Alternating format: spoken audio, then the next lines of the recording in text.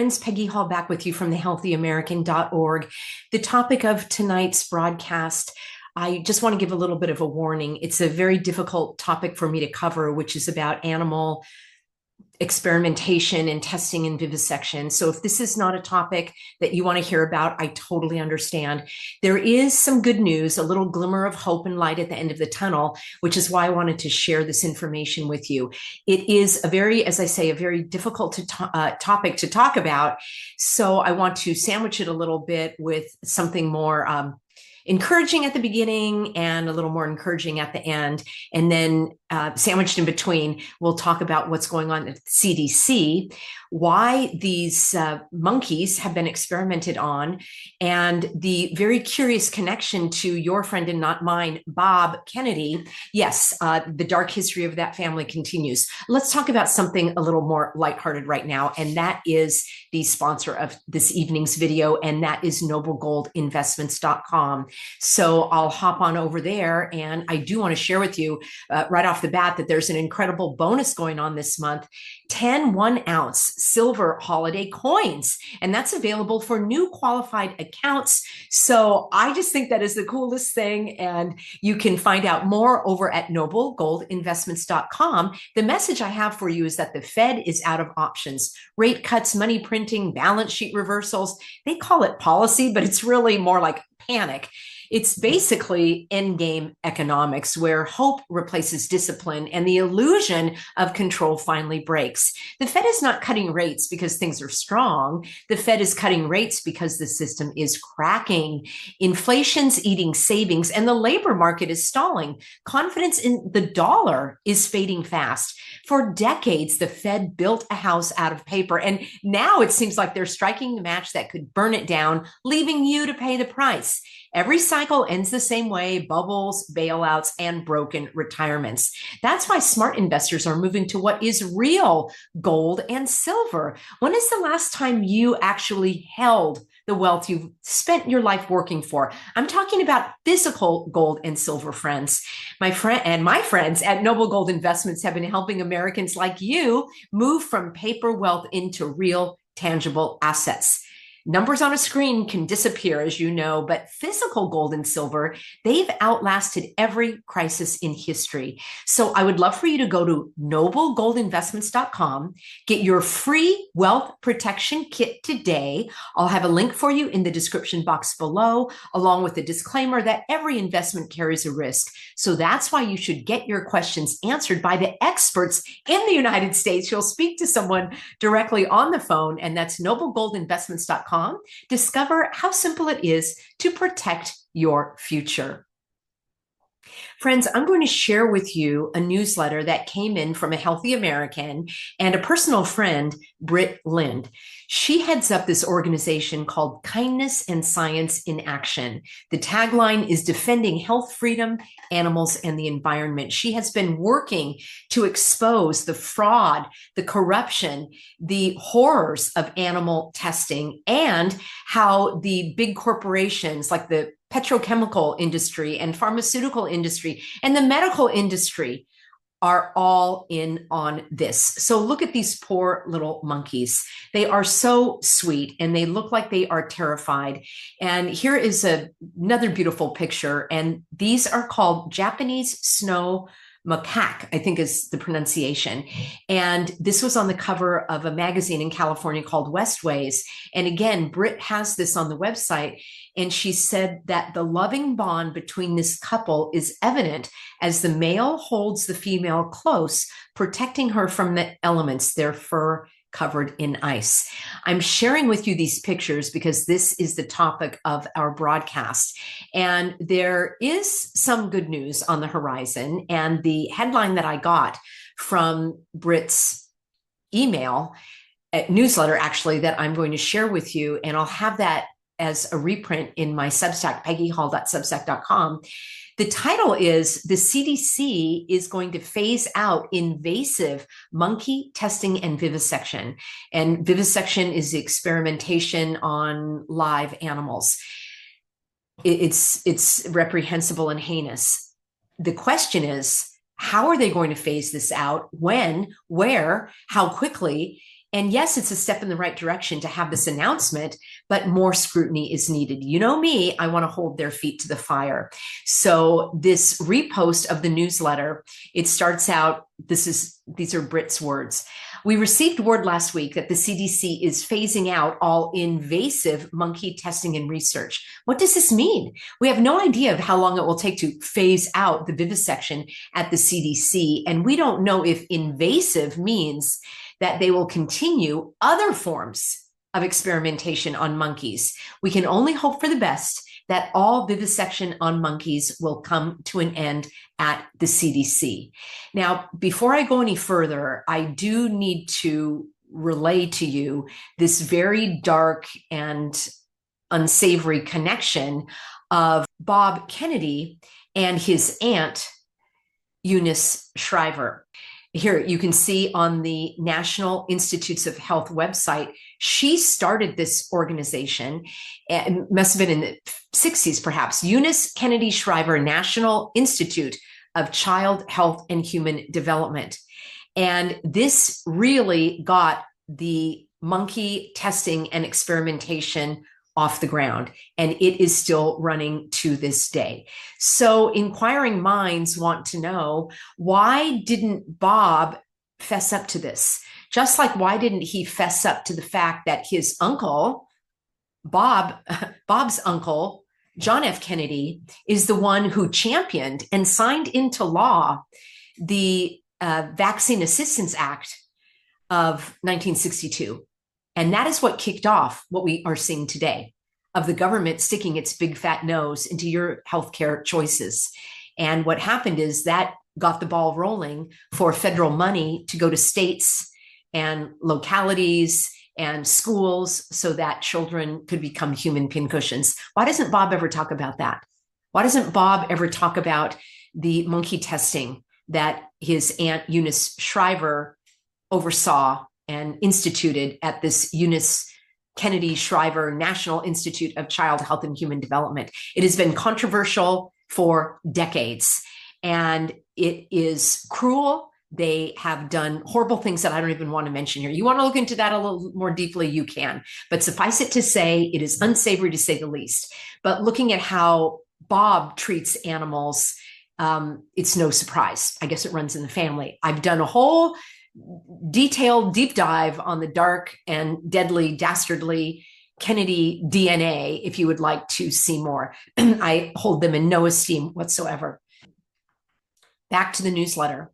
Britt writes, we do know that Jay Bhattacharya, despite his rhetoric about phasing out vivisection at the NIH, this National Institutes of Health, has shown no signs of backing off from animal experimentation, and he is continuing to fund horrific experiments, including those initiated by Anthony Fauci. Bob Kennedy has said he is in favor of ending all vivisection that is useless. Okay, do you see that little caveat there? Britt goes on to write, since all of it is useless, that means he should favor abolition, basically, of all of the testing. Real scientific modalities exist that have nothing to do with animals and everything to do with human health. So why don't they switch over right now? The answer to that is vivisection is a $1 billion a year industry. What would all the disease charities do if they couldn't say they are looking for a cure? All of them brutalize animals in their laboratories. That's how vivisectors get grants from the NIH. And that's how they continue to get donations from a clueless public. It is greed that keeps the torture going. And because pharma has billions to spend on propaganda, they have bought and paid for media. They have bought and paid for the media, basically. They scream bloody murder if one single animal testing lab is shut down. As a nonprofit, we cannot campaign. This is Britt writing. As a nonprofit, we cannot campaign for any candidate or party. Both parties take turns doing harm to animals in various ways whenever their administration is in charge. But when it comes to vivisection, we can give you this fact. The last time Trump was in office, the head of the FDA announced that they were ending vivisection at that agency. Okay, so that was back in 2016. All of us who had been fighting vivisection for decades were overjoyed. Finally, we were making inroads into ending the taxpayer-supported vivisection. But as soon as Biden came into office, that decision by the FDA was overturned. Vivisection has continued unabated. Now that Trump is in office again, we're being told that vivisection labs are being shut down. White Coat Waste, and this is another organization, friends, that I've shared with you in the past, and all of their political connections on both sides of the aisle are finally coming through for us and the animals. But what happens when another pro-vivisection Democrat is elected president? Everything that we are working on, including the latest phasing out of the CDC, will be reversed. The Democrats' constant refrain is that Trump is anti-science for closing vivisection labs. They scream that he is killing people and people will die because labs that torture animals are being shut down. As we have said many times before, all of that is nonsense, of course. But when the politicians are owned by pharma, they will do their bidding. And because vivisection is a billion-dollar industry, they will say anything to keep the labs and the brutality towards the animals continuing. So we remind you once again, in order for lab shutdowns to survive the next pro-vivisection and pro-pharma administration, we must educate our members of Congress regarding the scientific argument. The only way compassionate people who represent us in Washington will be able to withstand the screaming of pharma, the media, and the Democrats when they lie about the dangers of shutting down the labs is to get them to understand that animal torture does not bring about cures. That truly is the subtitle of this video.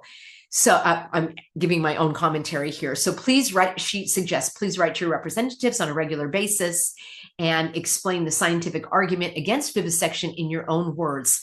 I will have her letter linked in my Substack, peggyhall.substack.com.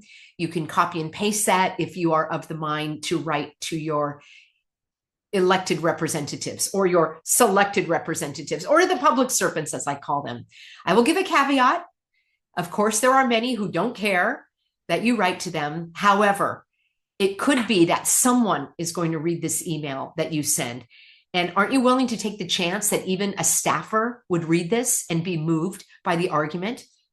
So it is a scientific fact that experiments on animals cannot be extrapolated to humans because of differences in physiology, metabolism, genetics, biochemistry, diet, and environment. Testing drugs on animals does not predict what will happen in humans. These are Britt's words in the letter that she suggests you write. Brutalizing animals is not a science. It does not and never has brought any cure to any disease. It continues because of one reason and one reason only: greed. This is what she says. I'm going to have to add a second reason, which there are psychopaths that actually enjoy inflicting harm. So I'll put it that way. I brought you videos in the past about Elon Musk and how he was being investigated by the US Department of Agriculture. And isn't it a quinky-dink that as soon as Musk got the keys to Trump's castle, so to speak, the first thing he did was he fired the heads of the agencies that were investigating him and his wrong deeds. And it wasn't just in the US Department of Agriculture. And it wasn't just the USDA. There were other agencies, and I did coverage on this in the past. But I'm just saying that there are people that had to do these experiments. In Elon's case, it was on monkeys and goats and pigs, and I think maybe a companion animal, a dog or cat or something, dogs or cats. So it's absolutely heinous and horrendous, and it needs to end. Britt goes on to say, it is $1 billion industry for pharma, animal breeding laboratories, manufacturers of vivisection instruments, vivisection labs, and universities who torture animals. And that was the University of California, Davis is the one that was inflicting this cruel torture on animals in California and being paid to do so by Elon Musk through your tax dollars because the government funds Elon Musk. The modalities for non-animal research have existed for years. So please, the next time that you have a chance to help close an animal lab, do not be dissuaded from doing so by the lies of those who profit from fraudulent science and cruelty. So friends, I will have this for you over at my Substack. And she finishes out by saying we must be persistent in educating our representatives and the public in order for the lab shutdowns to survive the next administration, whatever it may be. And it's true, friends, that when you think about Fauci has been on the top of the list of animal cruelty as well. It's absolutely reprehensible. So I want to thank Britt and all of those who are fighting for animal rights. They are innocent and they do not deserve to be tortured in the name of fake science. Friends, I promised that I was going to sandwich this information with something more encouraging at the beginning and at the end. So let me share with you this beautiful card that I got from a Healthy American. And this is from Dot. And Dot is in New Jersey. And she writes, "Dear Peggy, I've been wanting to write you for a long time to tell you how much I enjoy your channel. I look forward to watching your videos, and I miss them on the days when there isn't one." And that's on Fridays, friends. I'm at my other channel over at Living Soul with Peggy Hall. She says, "I love your truthfulness and everything about your character. And you definitely have honed my own discernment skills. Not even sure how I stumbled across your channel, but I'm so glad that I did. Please accept this small gift." She sent me a check. I'm so grateful for everyone who donates to help keep me going. She says, "Please accept this small gift as a token of my appreciation for all you do. And please keep up your awesome job of digging deeper. Wishing you a blessed Thanksgiving with much love." Dot. So grateful. I love hearing from you, friends. I have a snail mail address for you. That's a P.O. box that I check my mail about once a week. So love to hear from you there. And remember, you can see me over at peggyhall.substack.com. And I want you to stay tuned because I've got another video coming up for you. And I'm here Monday through Thursday. And then over at my backup channel, Living Swell with Peggy Hall, where we leave the headlines behind and we focus on positive encouragement for vibrant living. Heaven knows we all need more of that. See you soon, everybody.